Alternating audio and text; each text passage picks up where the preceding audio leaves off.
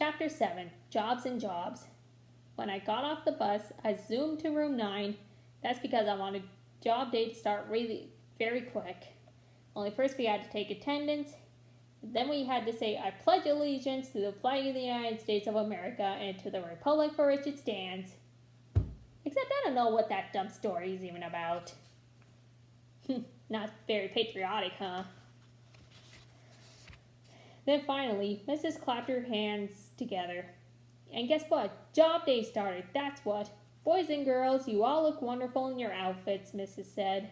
I can't wait to learn what all of you will want to be when you grow up. Who would like to go first? I would, I yelled out. Only then my bestest friend Lucille raised her hand very polite, and she got to go first. Lucille looked the most beautifulest I've ever seen her. She was wearing a new dress that her Nana bought for her. It was the color of pink velvet, and she had on shiny pink shoes and socks with bows and lace on them. Lucille's Nana's loaded, I think. Lucille went to the front of the room. She reached into a little bag and pulled out a sparkling crown with jewels on it. Then all of room 9 said, "Woo!" except not the boys. When I grow up, I'm going to marry a prince, she said, and I'll be a princess, and my name will be Princess Lucille. Then she put on the sparkling crown on her head. Then she looked like a fairy tale guy. Mrs. smiled. That's a lovely thought, Lucille, she said. I know, said Lucille. My Nana said that if you marry a prince, you're set for life. After that, Lucille said her dress costed $85, and her shoes costed $45, and her lacy socks costed $6.50 plus tax. Then Mrs. told Lucille to sit down. Ricardo went next.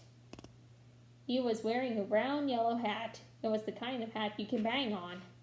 This is called a hard hat, he said. You have to wear it when you're building tall buildings, or else somebody might drop a hammer from way up high and it could hit you on the head and kill you. Mrs. smiled. So you're interested in construction, right, Ricardo? She asked. But Ricardo kept on talking about other stuff that could fall on your head and kill you, like a paint can, and an electric drill, and a lunchbox. Then Mrs. said, sit down to him too. That's when William raised his hand, only he was being very bashful, and he wouldn't go up to the front of the room. You don't have to be nervous, William, said Mrs. Just tell us what you want to be when you grow up.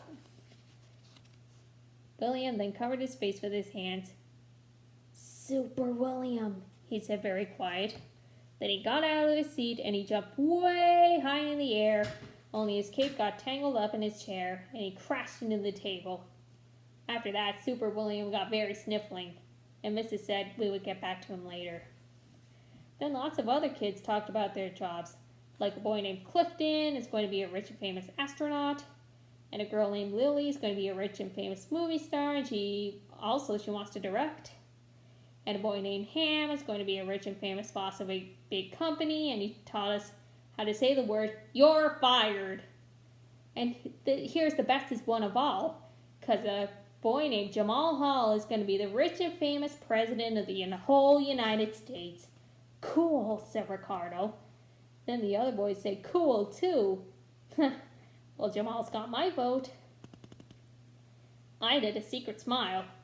Yeah, only not as cool as my job, I thought to just myself. Then I raised my hand very polite, and Mrs. called out my name. Oh boy, I shouted. Oh boy, 'cause mine is even better than President of the United States. I zoomed very speedy quick to the front of the room. Then my excitement wouldn't stay inside of me anymore. A janitor! I'm going to be a janitor, I hollered out. After that, I jingled my jangly keys and I waved my paintbrush in the air, and I clapped and clapped. Only too bad for me, because nobody clapped back. And here's something even worse. Room 9 started laughing very much, and it was the mean kind. She wants to be a janitor, they yelled. Then they pointed out my brown pants, and they called me the name of stupid. And I didn't know what to do, because I felt very crumbling inside. So I just kept on standing there, and my eyes got a little bit of wet in them, and my nose started running very much. That's how come I covered my face up. They're not showing any courtesy for me, I said real soft. Just then Mrs. clapped her angry hands together, and she scolded room 9 a real lot. Junie is right, she said. Being a janitor is a very important job. You have to be hardworking and reliable and very, very trustworthy. I peeked through my fingers at her. Yeah, and don't forget the part where you save people from danger, I said. Then that Jim I hate laughed right out loud. Janitors don't save people from danger, you goony bird, he said. I stamped my foot at him. Yes, they do. They do too, because one time I was eating a dangerous lifesaver, and janitor made me spit it out, and he also brought his flashlight to room 9, and he saved William from the dangerous dental floss. Then I held up my jingling keys. And see these things? Keys are what janitors unlocks the bathroom with, or else we wouldn't even go to the toilet. Then I showed him my paintbrush. A janitor paints litter cans too, I said. And painting is the funnest thing I love. Then Jim did a mean smile.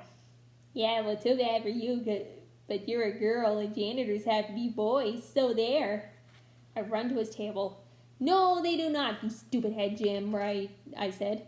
Girls can be anything boys can be, right, missus? Right, because I saw that on Sesame Street and also on Oprah. Mrs. did a smile, and then my bestest friend Grace started to clap. And guess what? All the other girls in room 9 clapped too.